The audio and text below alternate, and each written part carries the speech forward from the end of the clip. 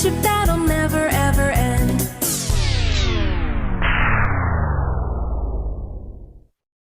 Run!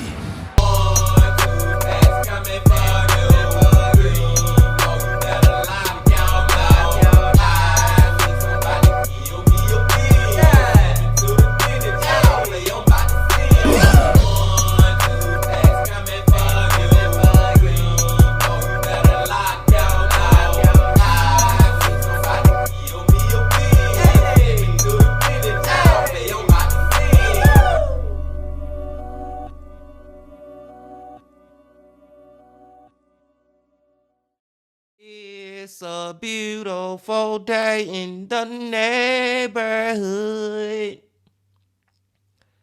Reaction Beanie, yo, 438. Day in the neighborhood. My brothers and sisters, I've said it once before, and I'll say it again. Every Sunday is damn near like a holiday to me, y'all. Like, it feels like a special occasion every freaking Sunday. Because we get to go back to the man. Because we get to go back to the myth. Because we get to go back to the legend. MrBallen. MrBallen Sundays, y'all. Hope y'all doing excelente out there today. And I'm glad that you came on back to the channel once again to fuck with the bean. And check the title of this one out, y'all. MrBallen singing debut. 3 stories plus 90s music. Just when you think MrBallen titles of his videos can't get any more crazier, y'all, then he hit us with this. So is MrBallen telling us that he is about to be singing, y'all? Are we about to hear MrBallen sing, man? Like, I never even considered that MrBallen can sing. You know what I'm saying, man? Like, I've been following this guy for years now. I'm part of his Discord. You know, I look at his website and some of the different things that he be having going on. And I never knew anything about singing. I even watched one of his interviews he did, and he never talked about singing. So this one right here, man, I don't know what the hell MrBallen talking about, but he got me very intrigued. So we finna go and see. But before we go and see, my brothers and sisters, y'all know what y'all got to do. Get whatever you might need. Get what you need, please. Another MrBallen Sunday. Y'all got what y'all need, y'all ready to go? Then let's go.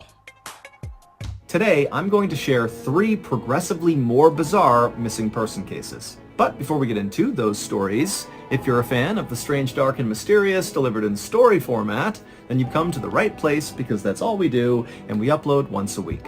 So, if that's of interest to you, please tuck the like button into their bed and read them a bedtime story, and then when they ask you for a glass of water, say, no problem, go get them a cup of water, and then when you come back, dump it on their stupid face. Also, please subscribe to our channel and turn on all notifications so you don't miss any of our weekly uploads. Okay, let's get into today's stories.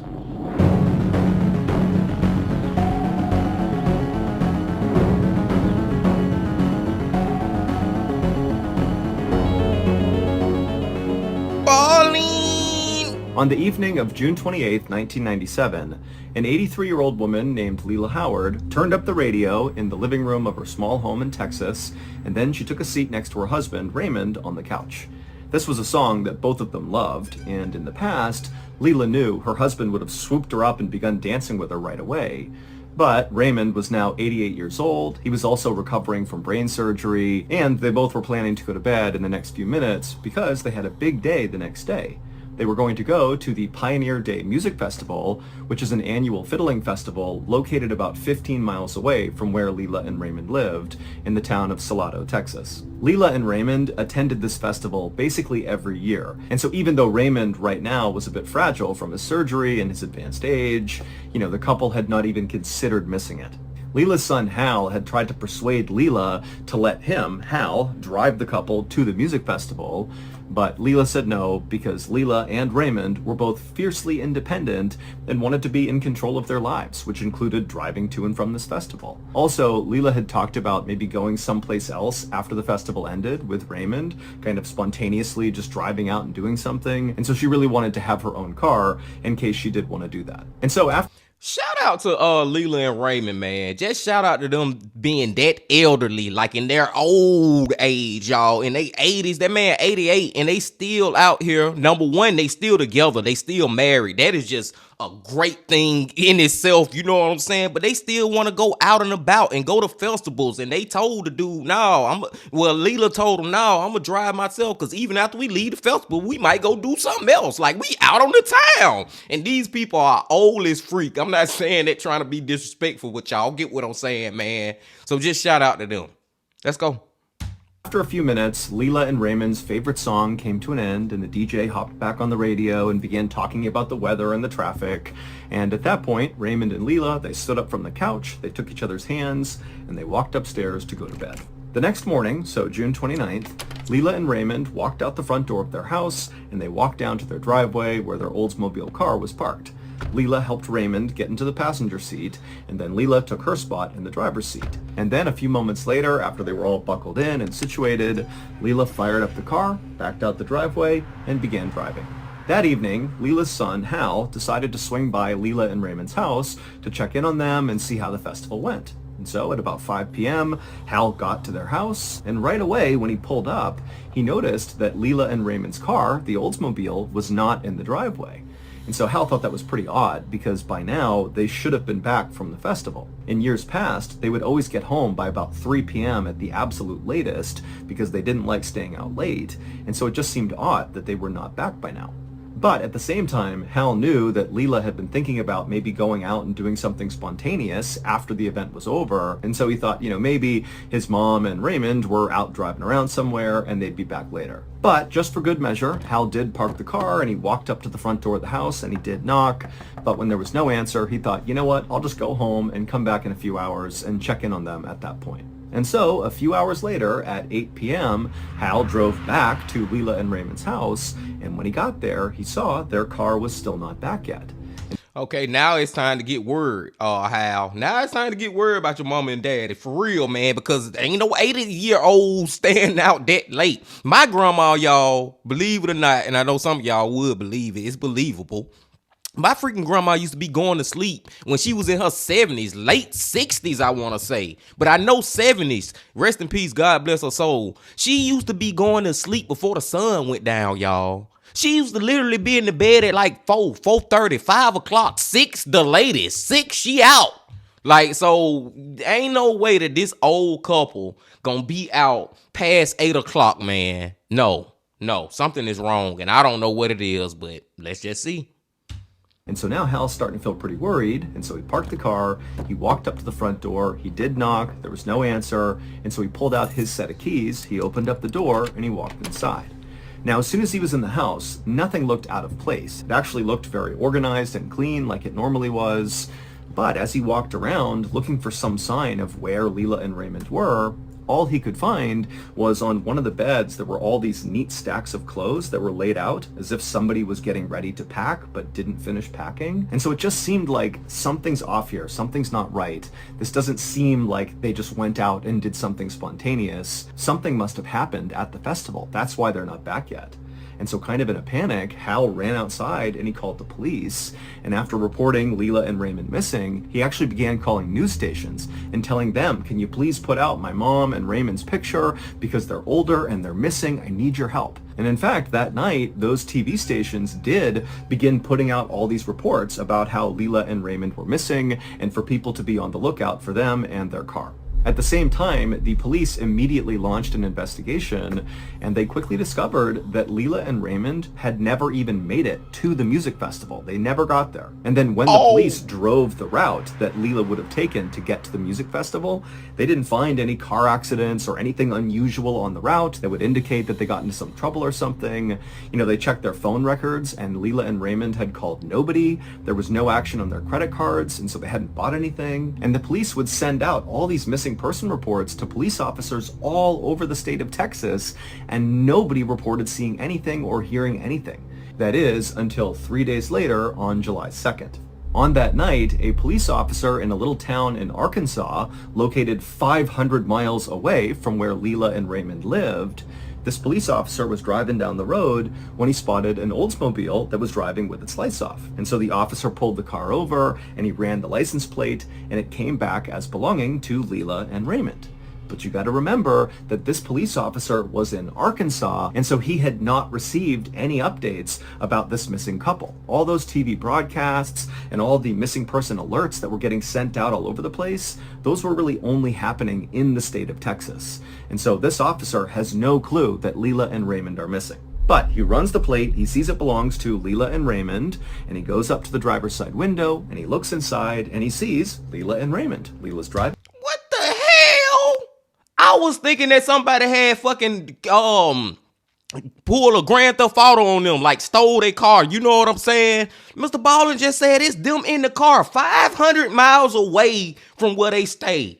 What is some Alzheimer's type? I don't even know if that's how Alzheimer's work, man. I don't know. Like, is Leila like having a late what you got, the midlife crisis? Is she having a late life crisis or something ish? What? How? Why? Let's see. Raymond's in the passenger seat, and they look like a really happy older couple. And the officer would say to Leila, "Hey, you're driving with your lights off." And Leila would say, "Oh my goodness, I'm so sorry. You know, we were driving in Texas and we got lost and I just didn't notice. I'm really sorry." The officer believed her and felt like these were good people who just made an honest mistake, and so he just flicked her lights on and said, "I'm going to give you a warning, no big deal, no ticket, but be careful with your lights. You got to make sure those are on at night." And Leila said, "Thank you very much, of course, I'll be very careful with my lights." And then actually the officer gave Leila directions on how to get back to Texas from Arkansas, and then he got back in his cruiser, and then he watched as Leila and Raymond pulled onto the main road and then disappeared into the darkness. The police officer in Arkansas who pulled them over would eventually put it together who he had pulled over, and at that point, Arkansas would get in on the search for Leila and Raymond. But for the next 2 weeks, despite having both states aggressively searching for this couple, nobody could find them. That is until July 12th, so that's 10 days after Leila and Raymond got pulled over by that cop in Arkansas. On that day, these two young boys were walking by a small stream in a town called Hot Springs, Arkansas, when they began to smell a terrible smell. They would end up telling their parents, who would come back to the stream and they'd smell it too, and they would end up alerting the police, and the police would come out and they would search that entire area, and they would find Leila and Raymond's Oldsmobile at the base of a 25-foot cliff. And inside the vehicle were Leila and Raymond, and they were both deceased. It looked very much like Leila and Raymond had driven off this cliff and they had landed down below, and that's what killed them. But when investigators went up to the top of that cliff, there were no skid marks on the cliff itself, which meant Leila, who was driving, never hit the brakes as she went over the cliff. Nobody knows why Leila and Raymond abruptly left their town and drove hundreds of miles into Arkansas instead of going to their favorite music festival, although their family members have speculated that it could be because Leila and Raymond had declining cognitive function, and so they basically didn't know what was going on, and that's why it happened. But the reason this story is in this video is because this story about Leila and Raymond is what inspired a very, very famous song from the late 1990s. It's called The Way by Fastball, and for copyright reasons we can't play it for you, but I'll sing you a line and see if you can remember this song. Where were they going without ever knowing the way? Anyone can see the road that they walk on is paved in gold. It's always summer, you'll never get cold. You'll never be hungry, you'll never be old and gray. Boom, there you go. If you know this. Hey, man, shout out to MrBallen. That went bad, man. That went bad. Hey, this man is so great at telling stories. He'll make you sit right there and listen to him sing. You know what I'm saying? He just got a great voice, just period. But why this good? I hate these why videos and stories, man, because it's just like, why did they really did it? And we will never really freaking know. But shout out to MrBallen for that, man. The Way. The song, now you know, it's got a pretty intense backstory. Yeah, shout out to MrBallen for that, y'all. But like, I really want to say, man, I don't know if Alzheimer's is that how it works or whatever, but it seemed like something was going on. Like Mr. Ballen said, they probably lost some of their continental whatever. I'm not really educated, y'all. I can't really speak all good like that, but I know y'all understand what I'm saying, man. Like something was going on in their brains at that elderly age that she was the one driving, so she had to been the one tripping even harder than him. I guess. I hate these fucking videos like this, man, where I gotta sit back now for the rest of the night trying to figure out really why that happened to them. What really caused it? They just supposed to been going to the festival and coming back home. But for some reason, they end up driving off a freaking cliff 500 miles away from where they stay. That's crazy, man. But great story from Mr. Ballen. Let's get to the next one. Thank you to BetterHelp for Mr. Ballen with a commercial. Yeah, man, that's just freaking crazy, y'all. Like, what the hell, man? And I was kind of like on the side of them when Layla, she wanted to, you know, drive herself and all that. I was supporting that. But boy, if I would have known that's how it would have ended up, I would have been like, nah, man, just let your son drive you there and back. Anyway, let's go. Late one afternoon in April of 2019, a middle-aged woman named Mary was cutting up some vegetables in her kitchen in northern Spain when she heard a knock on her front door. So she put her things down, she went to the door, opened it up, and standing there was her next-door neighbor, who was all smiles, and she was holding this big box that was wrapped in wrapping paper and had a big bow on it, and then sitting on top of this big gift was a tray of deep-fried rolls, or croquettes. Mary's neighbor was a 61-year-old woman named Carmen Marino, who was an exceptional chef, and her specialty were making these croquettes. They were filled with different types of meat and other things, and all the time, Carmen would come over and give them to Mary, and Mary loved these croquettes. And so as soon as she saw those, she was like, wow, amazing, and she invited Carmen inside. But Carmen didn't come inside. Instead, she took the croquettes and handed them to Mary, and Mary's like, okay, great, thank you. But Carmen was still standing right outside holding this box, and now Mary's looking at her thinking that Carmen looks kind of uneasy. And so Mary said, you know, what's going on here? What's up with this box? Carmen was silent for a second and just kind of held this box out, at which point Mary realized, okay, so she's trying to give me this gift. And so Mary reached out and took this huge present, and she was like, thank you, Carmen. Like, what is this? What's going on? And Mary, when she looked at Carmen, she could tell Carmen's face was now bright red. She was very embarrassed about something, maybe whatever she was going to say. And so Mary just waited for Carmen to speak. And so eventually she would clear her voice, and then she would say, you know, Mary, this is really embarrassing, but I need you to hold on to this box for a little bit. It contains my sex toys, and I'm having company over at my house, and I'm just worried that somehow they're going to find these things. Mary was so caught off guard by what Carmen was telling her that she just started laughing. But Carmen didn't join in on the laughter. She just kind of looked down like she was totally mortified. Mary stopped laughing. I don't think it's no damn sex toys in that box, man. That lady is lying, man. Like, what in the freak? Just because some people coming over your house, you gotta hide your playthings? I mean, not even hide them. You gotta freaking take them to somebody else for them to hide them. My brothers and sisters, all our houses, I can't even speak. Goddamn, this shit so crazy. All our houses got somewhere where you can hide some ish while you have guests over that they should never find. Like, then I think she lying, y'all. I think it's something else in this damn box, man. Ain't no damn dildos in that box. It's something else. Because she felt bad. And then Carmen kind of elaborated on why she had this huge box full of sex toys. She would tell Mary that, you know, she bought them with the intent of using them with her boyfriend, but a couple of months ago he had broken up with her. But Carmen had held on to these in the hopes that the boyfriend would eventually take her back and they would get back together again and get to use these toys. And so even though this was a totally weird and kind of uncomfortable request, Mary kind of felt bad for Carmen. One, because she had to make this request of Mary, but also two, you know, it was obvious that Carmen was pretty shaken up about, you know, losing her boyfriend. And so Mary said, you know what? No problem, Carmen. I will look after your sex toys and I will enjoy your croquettes. And Carmen was so relieved and said, thank you so much. And then she turned and hustled back to her house. And then Mary shut the door and she brought the croquettes into the kitchen and she tried one and it was so good. And then she took the big box of sex toys and she went into the hallway. She opened up a closet and she put it on the top shelf and then shut the door. I ain't gonna lie though, if I was in married position and one of my homeboys, that's so weird though. It's so weird. I can't even use a homeboy as an example. One of my homegirls, one of my sisters, come over here and be like, I got this box full of dildos and I need to hide it.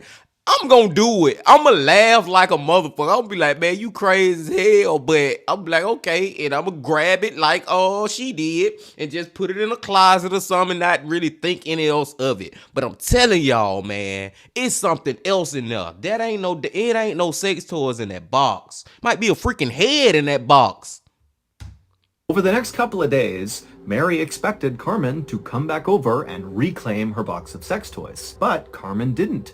And when days turned into weeks and then turned into months, and still Carmen had not come over to get the sex toys, Mary was kind of annoyed, but she was just too embarrassed to go over to Carmen and be like, hey, why don't you come over and get your sex toys? And so Mary just decided she would leave it alone and not talk about it, and if ever Carmen wanted them back, she could have them, but if she never asked for them again, Mary didn't care. She would just eventually throw the box away, and that would be it. A few months later, on September 29th, 2019, so we're talking about 6 months or so from when the sex toys were first brought over to Mary's house, well, on this day, Mary was kind of doing chores in her house when she began to smell a really bad smell coming from the hallway closet where the box of sex toys were. And so Mary opened up the closet, and for sure, she could tell the bad smell was coming from this closet. And so she started by smelling the shoes that were towards the bottom of the closet to see if maybe she had stepped in something gross, but they were all clean. And then eventually she reached the sex toy box. She pulled it down from the top shelf, and it had never been opened. You know, it's still wrapped, but she just smelled the box, and she immediately recoiled because that had to be where the terrible smell was coming from. It was coming from this box. And so Mary was totally repulsed at the idea that these sex toys smell horrible, but she carried the box into the kitchen and set it down, and she thought, you know, is this a horrible betrayal of my friend's trust if I open up this box and look at her sex toys? But Mary ultimately was like, you know what, Carmen has not come back for this thing. I'm opening this up because I need to know what's making this smell. And so Mary went over and got a pair of scissors, and she cut off the wrapping paper, and then she opened up the box, and inside was like this big thing that had been wrapped in tinfoil, so all you saw was tinfoil. And so Mary, she reached down and kind of began to peel back the tinfoil. It was kind of sticking to whatever was under it, but eventually, after she kind of yanked on it, she pulled the tinfoil off, and when she saw what was in there, she began screaming and ran outside and called the police. It would turn out Mary's neighbor, Carmen, who owned the box of sex toys, well, her boyfriend didn't just break up with her a couple of months before she brought the sex toys over. No, her boyfriend, who was a 67-year-old man named Jesus Baranda, he went missing around the time that supposedly Carmen and her boyfriend broke up. And so naturally, Jesus's family began looking for Jesus, and when they couldn't find him, they called the police. And eventually the police called Carmen and said, hey, you were dating Jesus around the time he went missing. We're going to need to come to your house and search it. And when Carmen heard that, she knew she had a big problem because Carmen had murdered Jesus and cut his head off with a chainsaw, and she still had his head in her house. And so what did she do? Didn't I call it, my brothers and sisters? I called that one and I was just freaking joking. It's so crazy how the craziest like theories that you will come up with in your head when you watching a MrBallen video, it actually could be true. I just had said, man. My brothers and sisters. I was like, ain't no sex toys in there. It's probably a head, and lo and behold, that is crazy, man. Why would she freaking give the head to her neighbor in a box? Like, that's your way of getting rid of it? Why you just ain't take it out to the damn dumpster or something? Throw it away. Throw it off the bridge into the river. Like, why would you give it to her? And then just leave it there for all these freaking months. You know this shit gonna start to stink, man. You know it's gonna get real stinky in that piece. Man, that's crazy, y'all. I was just joking when I said that, and that's actually what happened. do? Well, she boiled his head down, and then she put it in a box, wrapped it in tinfoil, and then she wrapped that box in wrapping paper, put a bow on it, and then went next door to Mary's house and said, hey, can you hold my sex toys for me? Because she knew Mary would likely not look in the box if it was sex toys. And so Mary took the box, put it in her closet, and then of course, the smell began several months later, and she would discover Jesus's head. Carmen was convicted of murdering her boyfriend, and she was sentenced to 15 years in prison. Police were never able to locate the rest of Jesus. All they had was his head. But there's a running theory that Carmen may have used the rest of her boyfriend's body and ground it up and then baked him into her croquettes that she gave out to people like Mary and other people in her neighborhood. But that's just a theory.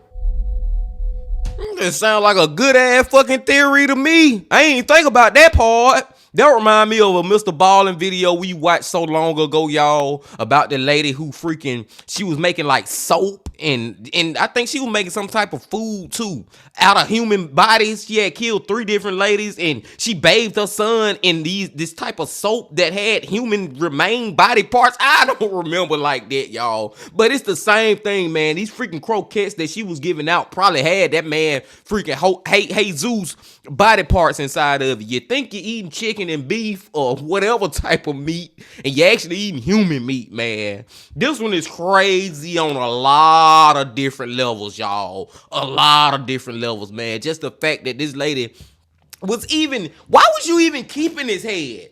Why did you have his head in your house anyway? And then the way you decided to dispose of it, I feel like she was doing that. I feel like her initial plans for giving the lady the head in the box, that sound crazy as hell, but I feel like her initial plan was to actually get the box back. But whatever happened, and she just was like, whatever, I don't want to deal with it no more. I'm just gonna let it stay over there. I don't know. The lady got to be crazy as hell to do this type of ish anyway. You know what I'm saying?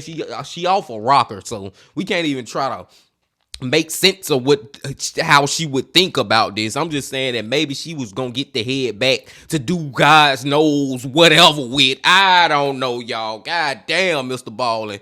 This is y'all see why I said that it's like a holiday over here every Sunday, man. The man, the myth, the legend. We got one more to go, y'all, and let's get it.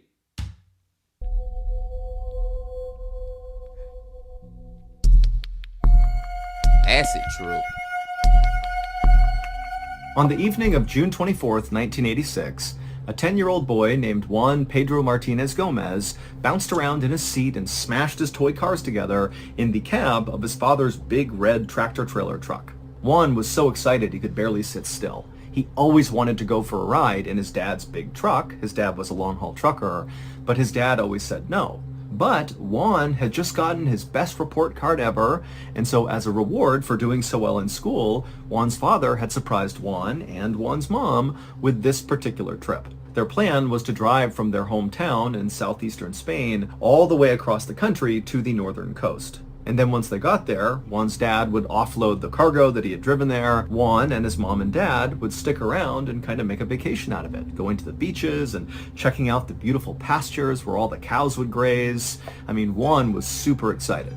Juan's dad pulled the truck into this big lot with all these other trucks around, and then Juan's dad turned around and began backing the truck up so it could be paired up with the cargo he'd be hauling to the north coast. It was this huge 25,000-liter tanker that was covered in all these stickers and warning labels, and, Juan's father didn't know what this tanker actually contained, but he could tell, whatever it was pretty dangerous and also very important. And so as Juan's dad is backing up skillfully to line up with this tanker, Juan is just sitting in the back seat, absolutely transfixed at how cool his dad is. I mean, this is like the most amazing thing Juan had ever seen. And so finally, Juan's dad successfully hitched the truck to the tanker. And so once they were all hooked up, Juan's father yelled out the window and said bye to the people he worked with. And then Juan's father put in Juan's favorite tape cassette into the stereo and turned the music up. And then he turned onto the road and began making his way toward the highway.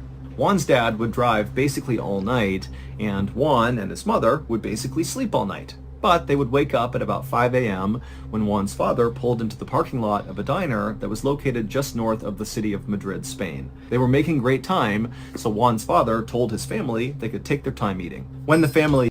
I don't know where Mr. Ballen going with this one. Everything so far is so good, right? You know what I'm saying? It's a family trip that happened off the father or the husband's work. You know what I'm saying, man? He actually is working, but it gave him a way to get his wife and his little boy out on a vacation almost. You know what I'm saying? And that's one thing that's great about truck drivers. They do travel a lot of different places, man, where you could turn it into a vacation if you bring your family. So far so good, Mr. Ballen. Where the hell are we going and when is it about to get crazy?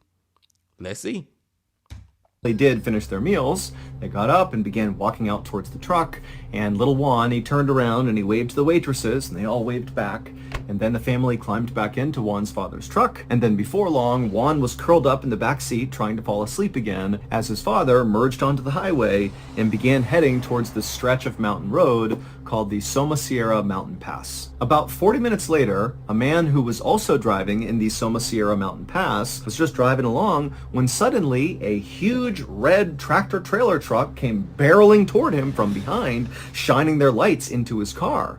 And so this man, he sees this truck approaching so quickly, and he tried to get out of the way, but there was nowhere to go, and the truck wasn't stopping. It was honking its horn, and the truck smashed into this guy, which sent his car careening off the road, but luckily it did not tumble all the way down the mountain. And so this guy's car comes to a stop on the side of the road, and the guy, he kind of comes to, and he feels himself. He's worried he's got a serious injury. He did find a little blood on his head, but overall he felt he was okay.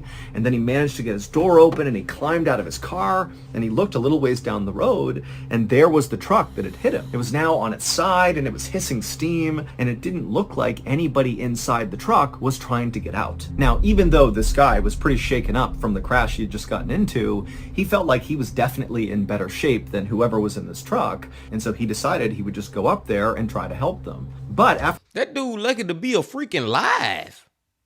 After only taking a few steps, this white van came blazing around the corner and came to a screeching stop on the road right next to where this guy was. And then before the guy could do anything, the sliding door to the van flung open, and this woman with blonde hair jumped out, and she ran over to him, and she said, "I'm a nurse. Do you need any help?" And so this guy, he's looking at this woman, and he's kind of sizing her up, and she did not seem like a nurse. And in fact, for some reason, this guy felt like she just made him really uncomfortable. He couldn't quite put his finger on it. And then he looked past this woman at the van, and he saw the driver looked oddly similar to the woman, except it was a man who was driving, but he also had very bright blonde hair, and he had these striking blue eyes that really stood out even from a distance. And then in the passenger seat of this van was this elderly woman who was just staring daggers at this guy who's now talking to this nurse who's right next to him. And so the guy's looking at the old woman, and the old woman's looking right back, and she really looked mean, like she was not happy to be talking to him. And so the guy finally just said to this woman who was claiming to be a nurse that, "You know what, I don't need any help. Go help them. They need help because they haven't gotten out of the truck yet." The woman just nodded, and then she ran back to the van, hopped inside, and the van sped, the 100 feet down the road to where the crashed big red tractor-trailer truck was. And again, the woman hopped out, and she rushed over to the truck, and she climbed on top of it, and she reached down, and she took something out of the truck. But from his perspective, 100 feet back, the guy who had also crashed, he couldn't tell what she had taken out of the cab. But after she took whatever she took, she climbed off the cab. She did not attempt to help anybody inside of the truck. She jumped back in the white van, and the white van sped off down the road, and they were gone. Okay. I think I got it, y'all. I think I got it.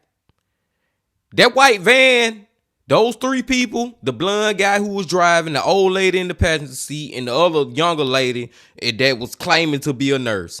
It's something going on that they wanted from I can't remember his name, but the truck driver and his family. It's something that they had or something that they wanted. Basically, long story short, story long, they was chasing them, and that's why he was speeding down the road like that. He was trying to get away from that white van.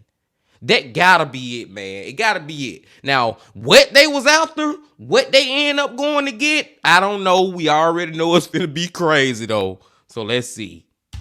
The guy barely had time to process what had just happened before he began to smell this unbelievably powerful rotten egg smell. When help arrived, emergency responders immediately realized they had an environmental disaster on their hands. The big red tractor-trailer truck which was Juan's father's truck, was hauling 25,000 liters of sulfuric acid. And that rotten egg smell they were smelling in the area meant the air was now becoming toxic as the sulfuric acid leaked out and began interacting with the ground and making its way into the nearby river. So before anybody could even go inside of this truck to see if there were survivors, they had to basically cover it and the surrounding areas with hundreds and hundreds of pounds of sand and lime to try to counteract the acid. It would take hours to do this, and in that time, nobody came out of the truck's cab. And then finally, when emergency crews were able to go up to the truck and look inside, they discovered that the vehicle's occupants were all dead. However, there were only 2 bodies. It was Juan's mother and father. Juan was nowhere to be found.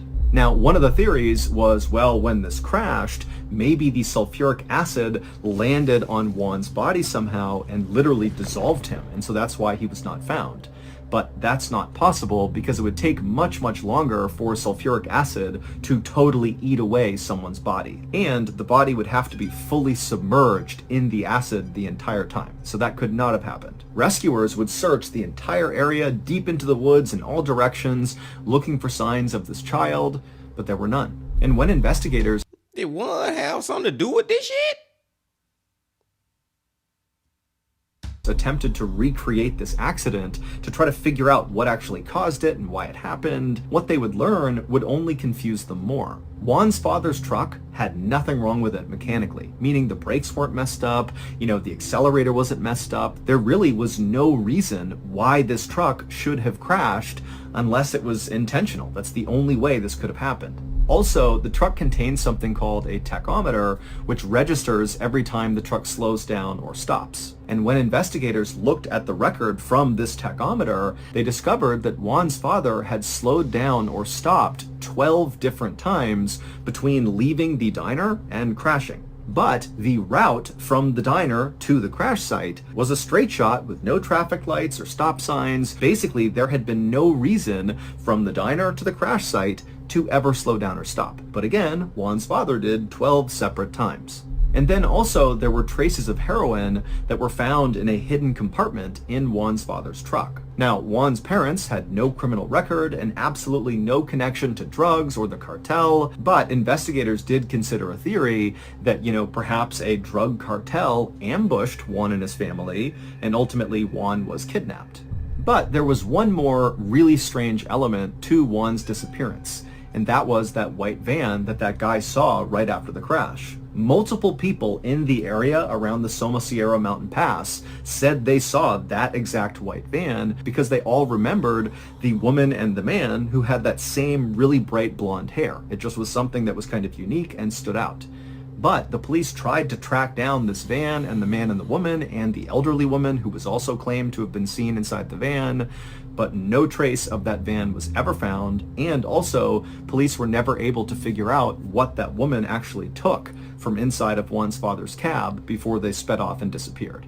Missing person posters of Juan went up all over Spain, and almost immediately loads of sightings were reported of Juan, but every time the police followed up on these sightings, they never panned out. Interpol, which is a major international police organization, called Juan's disappearance one of the strangest disappearances in all of Europe. 1 year after the crash, so in 1987, a driving instructor in Madrid, Spain, was filling out some paperwork in his office when he heard a knock on the door. When he answered the door, he found there was this elderly woman who appeared to be blind, and with her was a young boy who appeared to be about 11 years old. The driving instructor asked them, how can I help you? And he watched as the elderly woman turned and whispered something into the little boy's ear, and the driving instructor, he could hear her whispering, but he couldn't understand what she was saying. It sounded like a foreign language. And in fact, it would turn out they figured out she was speaking Farsi, which is the language spoken in Iran. The little boy listened to the elderly woman, and then after hearing what she had to say, he turned to the driving instructor and he asked in perfect Spanish, "Where's the U.S. Embassy?" The instructor gave them directions, and then the little boy nodded, and then he and the elderly woman, they turned around, they grabbed each other's hands, and they began walking away. And it's the damn little boy right now, Juan, and it's the elderly lady that was in the van. Cause that what it seemed like, y'all. Oh man, this is crazy. As they walked away, the driving instructor, he just couldn't help but feel like there was something oddly familiar about these two people. And so he flagged them down and he said, come back for a second. And so the boy and the woman, they came back, and the driving instructor, he asked the boy, he said, do you live in Spain? And if you do, how long have you lived here for? And when he asked the boy this, the boy immediately looked really afraid and just didn't say anything and kind of just stepped back like this, like he wasn't going to answer.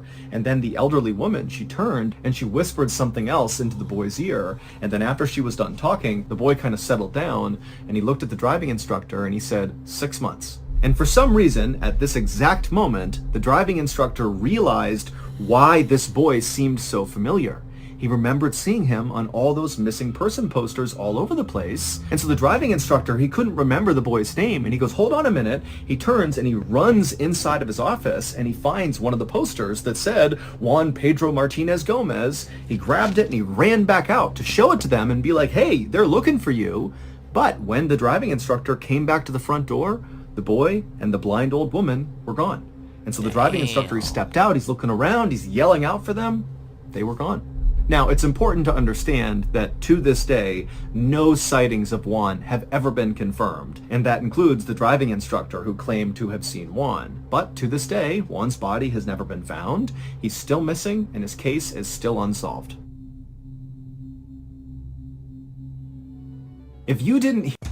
Well, that ain't the most mysterious ish we done heard, y'all. Like, what the fuck, man? I feel like that was one, and I feel like for whatever reason, those three people kidnapped him. I don't know why. I feel like, being for real, y'all, I feel like one might be possibly still be alive right now to this day.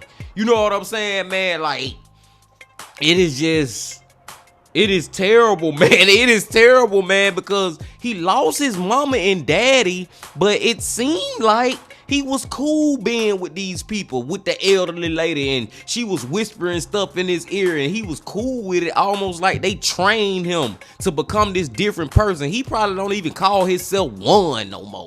You know what I'm saying, man? He probably think he'll just completely different person, but that just won't explain why did they do this. But I do feel like One daddy was running away from them, and that's why he was speeding like that. And the dude who got hit by One daddy, he lucky to even be alive, man, because a freaking 18-wheeler truck, tractor trailer hitting you. Man, a lot of people, especially going that fast, people don't survive that. So he lucky to be alive, man. But I hate that the mom and daddy died. But goddamn, what the fuck is up with One? That is crazy, my brothers and sisters. All these stories from MrBallen today were crazy, man. The second one, I ended up figuring that one out, and I was just freaking joking, but I said it, man. That lady literally, can you imagine somebody goddamn giving you a box and it got a head in it and you don't know it, and now that freaking box, and you don't find out till months later, and that freaking box has been in your house, in your closet for all those months? I probably have to move out that damn house, man. I would literally probably have to move out that house, because that smell and just that thought of, I can't even open that closet no more.